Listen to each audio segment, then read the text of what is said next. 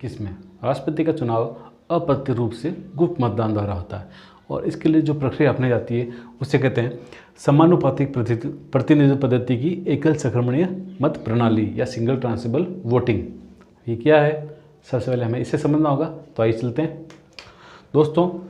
समानुपातिक प्रतिनिधित्व पद्धति, इसका मतलब किससे है? इसका अर्थ है जनता और प्रतिनिधि। जनता और प्रतिनिधि यानी किसी राज्य का एमएलए या उस देश का एमपी कितनी जनता का प्रतिनिधित्व करता है उसका निर्धारण किया जाता है। सबसे पहले हम देखेंगे एमएलए के वोट की वैल्यू।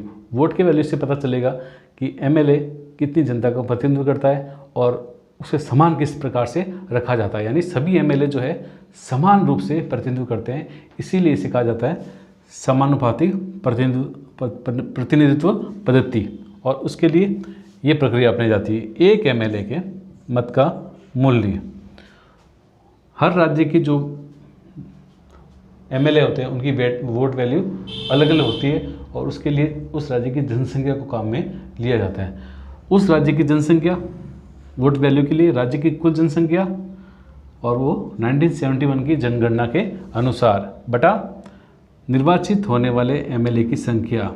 निर्वाचित होने वाले एमएलए की संख्या, यहाँ संख्या से मतलब है उसका पद, कितने एमएलए चुने जाते हैं। जैसे राजस्थान में 200, तो 200 का भाग दिया जाएगा। ठीक है, ऐसा नहीं है कि भाई अगर कोई एमएलए की मृत्यु हो रखी उस समय तो वो 199 हो जाएंगे, नहीं, 200 हमेशा रहेगा, ये संख्या हमेशा रहेगी और उसमें भाग दिया जाएगा 1000 का। अगर दोस्तों सीधा ही अगर राज्य की जनसंख्या में अगर निर्वाचित एमएलए की संख्या का भाग दे दें तो वोट की वैल्यू बहुत ज़्यादा आएगी, यानी एक एमएलए जितने जनता का प्रतिनिधित्व करता है वो संख्या बहुत बड़ी आएगी, वो अनुपात बहुत बड़ा आएगा। इसलिए क्या किया जाता है, 1000 का भाग इसमें दिया जाता है। 1000 का भाग देने पर संख्या छोटी आएगी। जैसे राजस्थान में एक एमएलए की वोट की वैल्यू है 129 और सबसे अधिक है यूपी 208।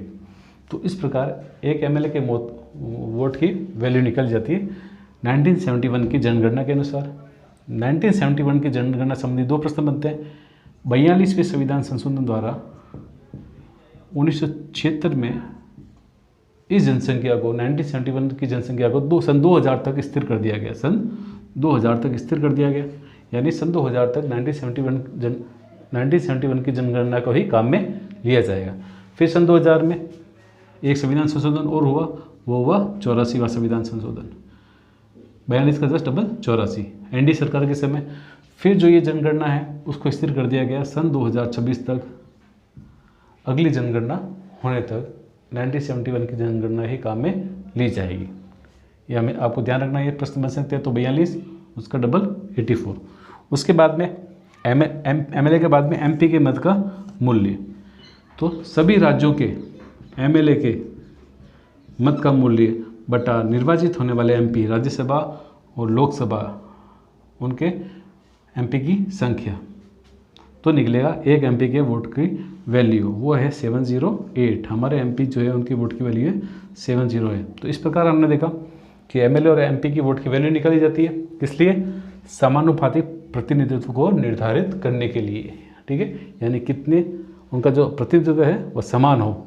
एक राज्य के जो सभी एमएलए उनका प्रतिनिधित्व भी समान अनुपात में हो प्रत्येक राज्य के अनुसार, और सभी एमपी जो अलग अलग राज्यों को रिप्रेजेंट करते हैं उनका जो अनुपात है वो समान हो। उसके बाद में दोस्तों शब्द है एकल संक्रमणीय मत प्रणाली। एकल संक्रमणीय मत प्रणाली को समझने के लिए या सिंगल ट्रांसफर वोटिंग को समझने के लिए हमें कोटा सिस्टम को समझना जरूरी है और वरीयता आधारित मतदान को समझना पड़ेगा। सिंगल ट्रांसफरेबल या एकल संक्रमणीय, एकल हस्तांतरणीय, एकल स्थानांतरणीय वोटिंग सिस्टम के अंदर वोटों को स्थानांतरित किया जाता है। कैसे स्थानांतरित किया जाता है वो हम समझते हैं। उसके लिए सबसे पहले हम देखेंगे कोटा। दोस्तों जैसे हमने अभी बात की थी कि वह प्रत्याशी राष्ट्रपति नहीं बनता जिसको सबसे अधिक वोट मिलते हैं, बल्कि वह प्रत्याशी राष्ट्रपति बनता है जिसको एक निश्चित कोटा है वो प्राप्त होता है, तभी वो राष्ट्रपति बनता है। वो कैसे? कोटा निर्धारित करने के लिए कुल वैध मतों की संख्या, कुल वैध मतों की संख्या बटा 2 + 1 + 1 जितने वैध मत है उसमें 2 का भाग दिया जाता है और उसमें 1 जोड़ा जाता है। तो फिर जो कोटा आता है वो निर्धारित कोटा होता है, वो कोटा प्राप्त करना आवश्यक होता है। यानी कि 50% जो वोट है उनसे 1 ज़्यादा मत प्राप्त करना आवश्यक है निर्धारित कोटे को प्राप्त करने के लिए। अब दूसरी बात होगी कोटा के बाद में वरीयता आधारित मतदान, यानी आपके पास चॉइस होती है।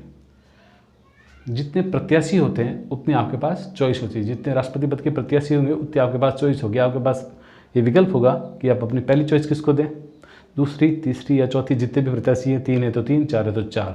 मान लीजिए चार आपके सामने प्रत्याशी है तो आपको 4 वोट मिलते हैं, ठीक है।